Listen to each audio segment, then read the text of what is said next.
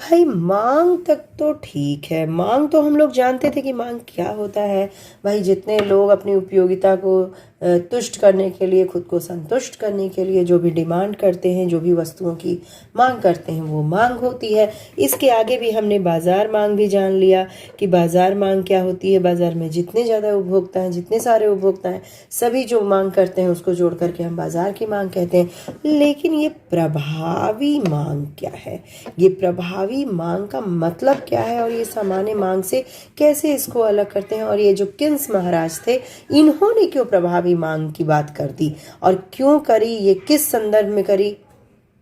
तो welcome to ma'am की class. आज की वीडियो में मैम यही बात करूंगी कि प्रभावी मांग क्या है और किन्सन का रोजगार सिद्धांत क्या कहता है, क्योंकि ये बहुत ही इंपॉर्टेंट टॉपिक है बीए के अर्थशास्त्र के स्टूडेंट के लिए भी, और इंटर में यूपी बोर्ड से या किसी भी बोर्ड से आप पढ़ रहे हो, एनसीईआरटी की बुक आप पे लागू हो रही है, तो भाई प्रभावी मांग और किन्सन का रोजगार सिद्धांत बहुत बहुत बहुत इंपॉर्टेंट टॉपिक होता है। तो चलिए देखते हैं ये है क्या।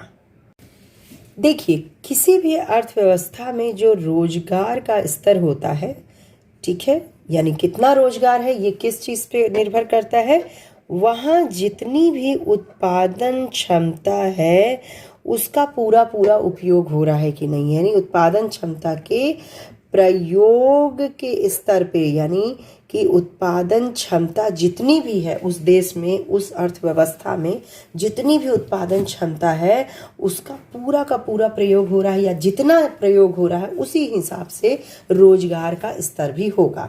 ठीक है, सीधा सीधा रोजगार हमारा उत्पादन से संबंधित है। अब ये उत्पादन की क्षमता जो है ये किस पर निर्भर करेगी, तो भाई उत्पादन कौन करता है, ये महोदय करते हैं उत्पादन। ये कौन है, ये है साहसी। साहसी किसे कहते हैं, जो लाभ हानि वहन करने का साहस रखता हो, यानी कि ये फैक्ट्री के मालिक हैं, साहसी हैं, जिनको लाभ मिलता है, तो जो उत्पादन कराते हैं, उत्पादन करते हैं। तो ये जो साहसी हैं इनकी प्रत्याशा यानी कि आशा, ये आशा कि कितना बाजार में मांग होगी, कितनी मांग होगी, कितना विक्रय होगा, उसी हिसाब से ये उत्पादन की क्षमता का प्रयोग करेंगे। यानी कि बाजार में अगर 1000 बिस्किट की मांग है तो ये उत्पादन क्षमता उतनी ही लगाएंगे जितने में 1000 बिस्किट का उत्पादन हो जाए।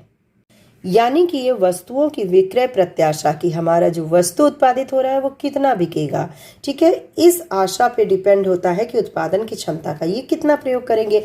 अब वस्तुओं की विक्रय प्रत्याशा किस पे निर्भर करती है, तो ये जो साहसी महोदय है ये मार्केट में ये खोजबीन कराएंगे, रिसर्च कराएंगे कि कितना लोगों की प्रत्याशा है, यानी लोगों की मांग कितना है। यहाँ पे कह सकते हैं लोगों की क्रय या बाजार में क्रय प्रत्याशा कितनी है, यानी लोग कितना क्रय करना चाहते हैं।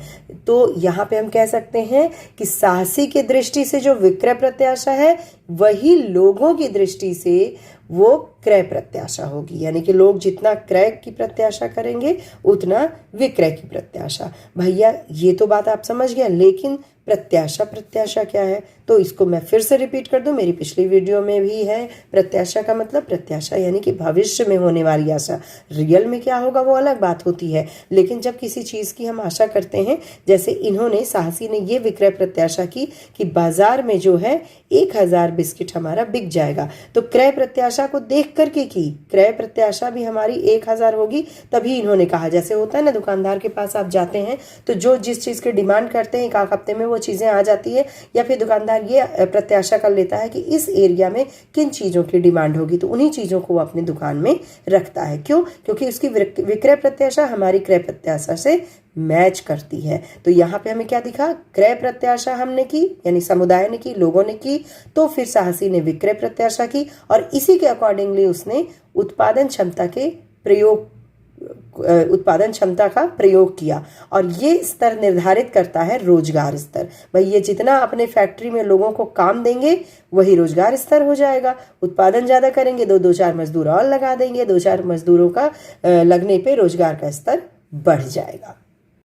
तो यहाँ पर हम कह सकते हैं कि दी हुई उत्पादन क्षमता के साथ अल्पकाल में आय तथा रोजगार की मात्रा, साहसी की विक्रय प्रत्याशा, या समग्र मांग की मात्रा पर निर्भर करेगी। और ये किन्स महोदय ने बताया, यही किन्सियन का रोजगार का सिद्धांत है। ठीक, साथ ही उन्होंने एक चीज और बताई, वो ये बताया कि ये जो हमारा समग्र मांग है, ठीक है, यही नहीं निर्धारित करता कि रोजगार का निर्णायक स्तर क्या होगा, बल्कि इसकी जगह पे प्रभावी मांग ये निर्धारित करता है। अब समग्र मांग और प्रभावी मांग में क्या अंतर है या कैसे ये दोनों अलग हैं, तो भाई आप ध्यान से समझिए। समग्र मांग जो होता है उसके विभिन्न स्तर होते हैं, ठीक है, और इसका जो प्रभावपूर्ण स्तर होता है उसमें क्या होता है, समग्र पूर्ति बराबर समग्र मांग होती है। ठीक, अब देखिए इस बात को समझिए। मान लीजिए कि मांग है 2 की तो पूर्ति हमारी है 3 की, ठीक है, या पूर्ति है 10 की। मांग है 3 की, पूर्ति है 10 की। मांग है 5 की, पूर्ति है 10 की। इस तरह करते हुए मांग है 10 की तो पूर्ति भी है 10 की। तो यहाँ पर मांग के तो विभिन्न स्तर हुए, यहाँ पर जब पूर्ति मांग के बराबर हो जाती है तो ये मांग, ये जो 10 का मांग है, यही कहलाएगा प्रभावी मांग।